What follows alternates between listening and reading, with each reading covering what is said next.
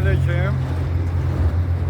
Allah ondan razı olsun. Beləsvaranın Sokak Qasısma İdarəsinin müdürü İxtiyar müəllimə də sağ olsun.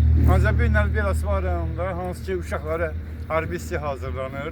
Beləsvar rayonunda cənab prezidentimiz İlham Əliyev cənabları buyurmuşdu ki, hər bir kəndin ən məsul olan kəndinə qədər bizim qazımız gedir. Ancaq bir günlər Beləsvar rayonunda bu şeyi gördüm, çox pis oldum. Qazı kimi danışıram ama mən heç kimi burada aşağılamıram, gühamdırmıram.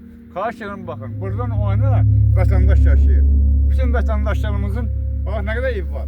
Əgər bir günlər dövlətimiz bura, dövlətimiz layihə veribsə, işıq veribsə, su veribsə, niyə qazı yoxdur vətəndaşın? Bunun evində körpəsi var, bunun evində uşağı var. Bir günləri sabahları bizim dövlətimiz bizdən nə istəyir? İlham Əliyev cənablarının bir sözü var. Deyir, indiki gənclərimiz gələcəyin inkişafıdır. Mehriban xanım Əliyevanın vitse-prezident deyir ki, hər bir gənc gələcəyin məsuliyyətidir. Heydər Əliyev bunu deyib ki, cənab prezidentimiz Avropa Siyasətinin Heydər Əliyev. Heydər Əliyev deyir ki, hər bir insanın məsuliyyəti onun qurur mənbəyidir. Bunları hamısı qururla danışaq. Bunları bizim qazımız yox. Uşaqlar, mən, nəvələrim bizim buradaydı. Mən nəvəmin qazı yox. Bu turba nədir ki? Pulluların işığı, suyu olmalıdır. Kasımı yox. İlham Əliyev kasım olub. Heydər Əliyev Ərzuoğlu 1928-ci ildə Naxçıvanda dünyaya gəlib. Bir dənə sual verirəm. Zəlbə xanım Əliyeva, göz kırkakasınası. İlham Elbə xanım Əliyeva, Həsən Əliyev. Mən bunları tanıyıram. Mən 93-cü ildə Heydər Əliyevə xidmət eləmişəm. Xahiş edirəm, cənab prezident.